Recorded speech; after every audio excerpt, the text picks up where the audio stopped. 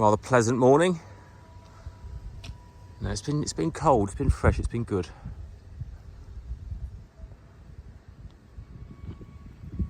We'll take a few pipes on the way. So, are you going to explain, Harry, what's happened? I couldn't tell you what a single thing of that does. Yeah, so we're having a bad run of electrics this week.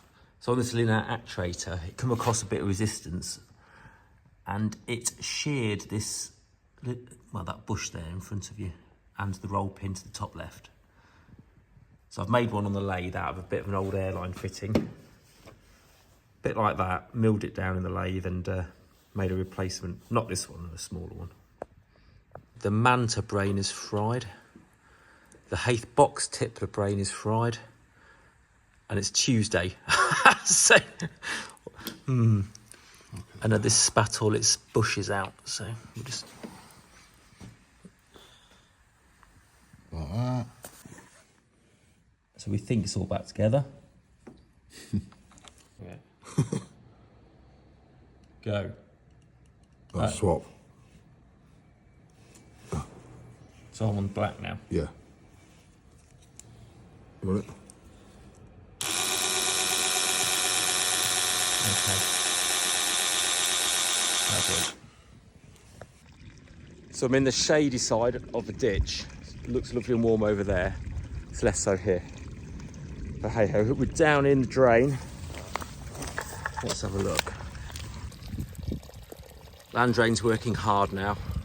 Just clean this end up because this drain's held up all summer, so it blocks all the drains in by the time you want to get to them.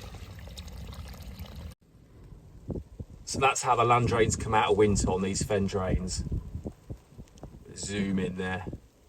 Pretty lamped up. It's running, but it's quite obscured. As a lot of people know who do drain jetting, it takes nothing to block a drain end, a drain pipe end. Fortunately, there's no puddle on that one. So in this field, there's only 3 land drains, and on 35 acres, it's a bit of a big ask. Well, much of a big ask.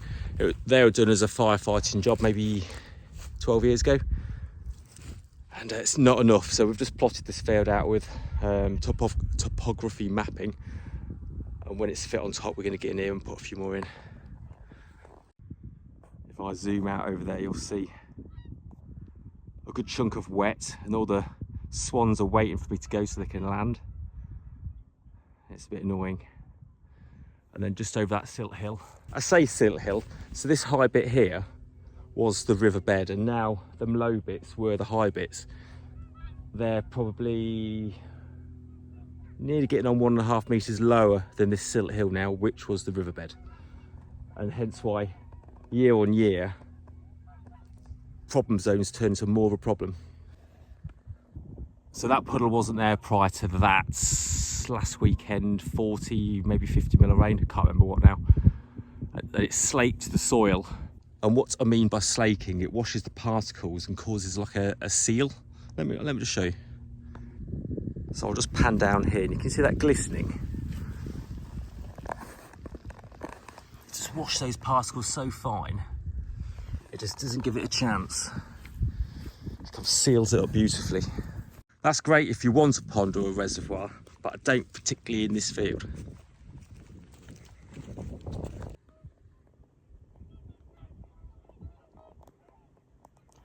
The swans are loving this ex-sugar beet field. Can you hear them hooping?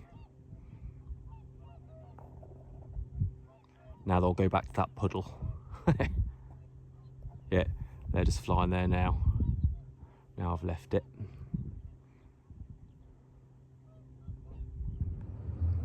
So this Monday has been probably the most frustrating Monday I've ever experienced on a Monday morning, basically. So we had a bit of a power surge and a flicker over the weekend, and it blew the brain in here,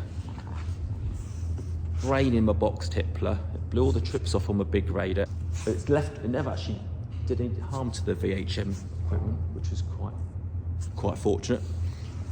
So I'll just start on the way here. So it blew that, and that's the brain for the whole machine really. And I couldn't tell you what a single thing of that does.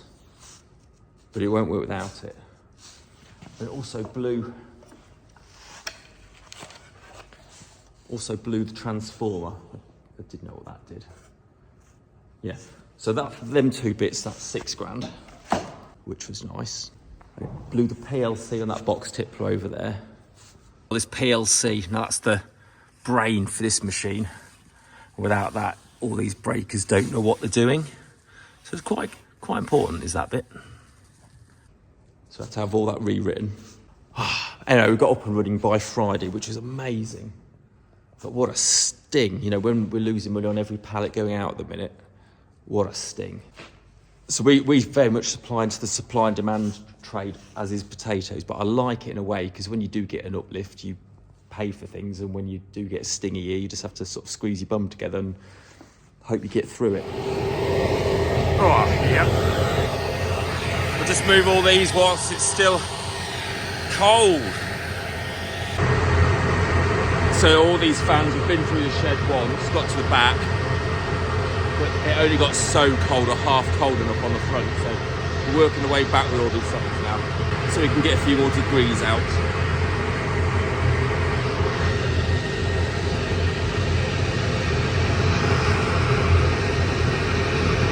You won't want to heat your house with it, but it's not quite cold enough yet. It just hasn't got that chill in the feeling. Okay, let's get down. We'll take a few pipes on the way.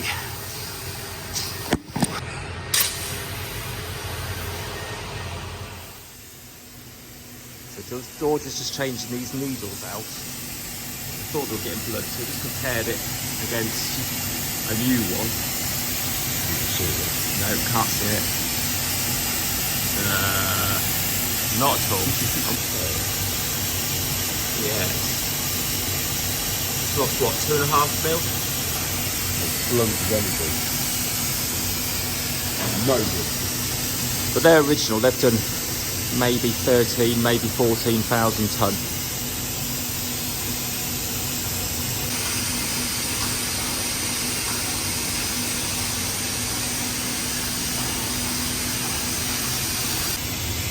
So we're just changing out the feed teeth on this stitcher. This is a big heavy duty one. Is it a DS9 or something? 9.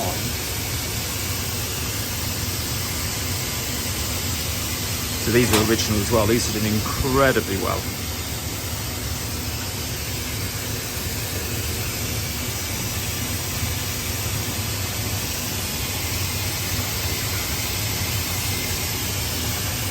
Are you hoping to keep that plate on?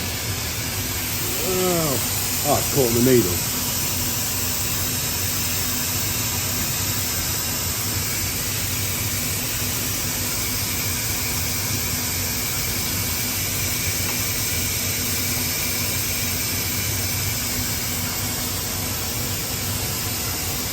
That's one of them. Oh, that's well. Flat look. That's well flat. That's done incredible.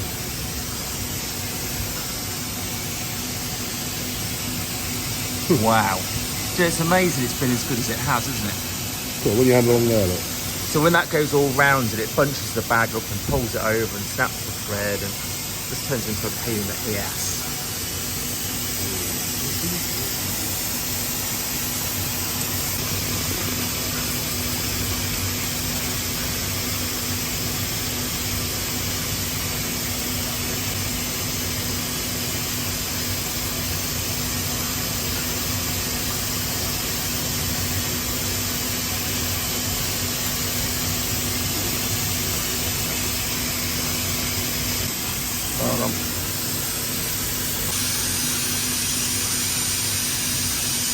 That's it, dude.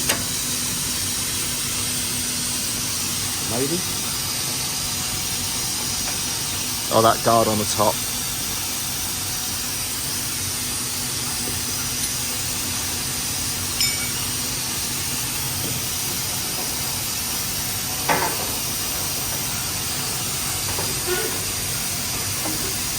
So those little bobbins on the top, where his hands are, they're thread brake detectors. Yep.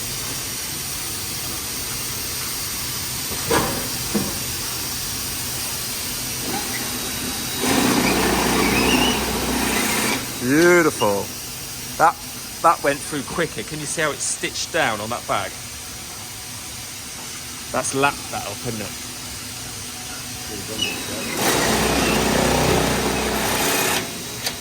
Oh, that's tidy. Getting the beam. So what was happening was the 60Ks from teeth weren't quite gripping or they're slipping, and it bunches this bag up, and it pulls it over, they end up with a fail. That's no good. It's doing it too often. It's done well.